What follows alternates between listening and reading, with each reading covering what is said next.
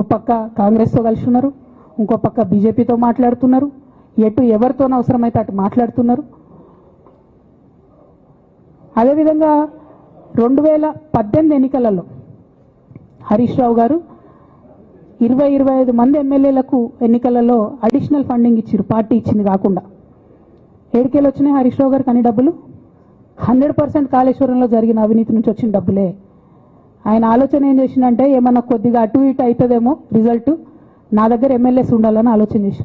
నీకు అసలు అట్లాంటి ఆలోచన ఎందుకు వచ్చింది? నేను కట్టప్పలాంటోని కేసీఆర్ గారి దగ్గర ఉండేటోని అంటావు కదా, నీకేం అవసరం వచ్చింది ఎమ్మెల్యేస్కి సపరేట్గా ఫండింగ్ ఇవ్వడానికి? ఎవరికి తెలియదు అనుకుంటారా? ఇవి ఎవరు చెప్పారు అనుకుంటారా? ప్రతి ఒక్కరు చెప్తారు ఎమ్మెల్యేస్ ఓపెన్, నా పేర్లు కూడా తెలుసు, చెప్తే బాగుండదు, ఎమ్మెల్యేలు ఇబ్బంది పడతారు. నేను అనేది ఏంటంటే 2009లో రామన్న సిరిసిల్ల ఎలక్షన్లో మా బంధువుకు సంబంధించిన వ్యక్తులతోని 60 లక్షల రూపాయలు పంపిన హరీష్ రావు గారు రామన్నను ఓడగొట్టడానికి.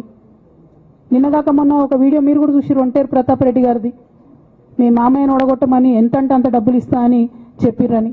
ఓ పక్క కేసీఆర్ గారిని ఓడగొట్టాలి, ఓ పక్క కేటీఆర్ గారిని ఓడగొట్టాలి, నిజామాబాద్లో నా ఎంపీ సెగ్మెంట్లో అందరు ఎమ్మెల్యేలను మేనేజ్ చేయాలి, అందరిని మన కేసీఆర్ కుటుంబాన్ని ఓడగొట్టాలి, విచ్ఛిన్నం చేయాలి.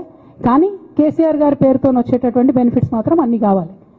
మరి ఇటువంటి వారిని నా రిక్వెస్ట్ కేసీఆర్ గారితో కేటీఆర్ గారితో, వారిని మీ పక్కన పెట్టుకొని నిజం మాట్లాడే నన్ను బయటకు పంపితే మరి పార్టీ బాగుంటుందా? దయచేసి ఆలోచన చేసుకోండి. నేనేమంటున్నా రామన్న మిమ్మల్ని అంటే, నా మీద మీకు కోపం ఉండొచ్చు, నా మీద ఏముందో ఎవరేం చెప్పారో నాకు తెలియదు. నేను మాత్రం నా ప్రాణం పోయినా కేసీఆర్ గారికి హాని జరగాలని కానీ కేటీఆర్ గారికి హాని జరగాలని కానీ కోరుకోను. అది నా నైజం కాదు. ఆడపిల్లలకు అట్లుండదు, ఆడపిల్లలు ఇల్లు బాగుండాలనుకుంటారు.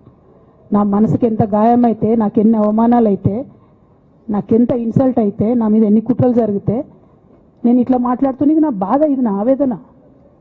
నాన్న చూస్తలేరేంది వీళ్ళని అన్నది ఆవేదన, చూసుకుంటే క్షమిస్తారేంది ఇంకెన్నిసార్లు క్షమిస్తారు అన్నది నా బాధ. అంతే తప్ప నాకేం కోపం ఉంటుంది? ఎందుకు కోపం ఉంటుంది? నాకెంత ఎన్ని జన్మల పుణ్యం ఉంటే కేసీఆర్ లాంటి తండ్రి దొరుకుతాడు? కోట్లలో ఒకరికి ఉండేటటువంటి తండ్రి నాకు దొరికిండు. ఆయన లేకపోతే నేను ఎవరు ప్రపంచానికి తెలుస్తుందా? నాకెందుకు అవసరం ఉంటుంది? నాకేం కోపం ఉంటుంది కేసీఆర్ గారి మీద? నాకు టీఆర్ఎస్ పార్టీ మీద ఎందుకు కోపం ఉంటుంది?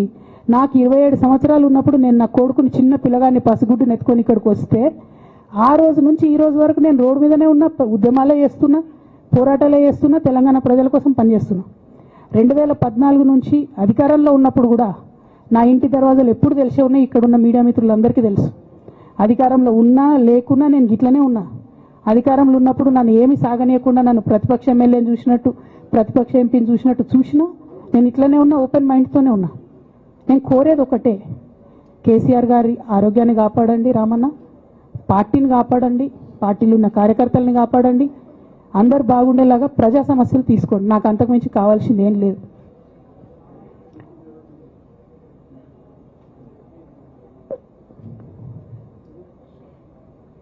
కానీ మొన్న అసెంబ్లీలో అర్ధరాత్రి దాకా పెట్టి రేవంత్ రెడ్డి గారు కేసీఆర్ గారిని తిడుతుంటే దయ్యాలు వేదాలు వాళ్ళు ఇస్తున్నట్టు అనిపించింది నాకైతే. దానికి ఈయన హీరోలాగా ఎదుర్కొన్నాడు, ఈయన 6 అడుగుల బుల్లెట్ అని పార్టీ అంతా ట్వీట్ చేస్తే, మరి 6 అడుగుల బుల్లెట్ ఎవరికి గాయం చేస్తుంది? ఎండ్ ఆఫ్ ద డే ఇవాళ అయితే నన్ను గాయపరిచింది, రేపు రామన్నను గాయపరుస్తారో కేసీఆర్ని గాయపరుస్తారో. జాగ్రత్తగా ఉండండి రామన్న, నేను చెప్పేది ఏం లేదు, జాగ్రత్తగా ఉండండి, కేర్ఫుల్గా ఉండండి.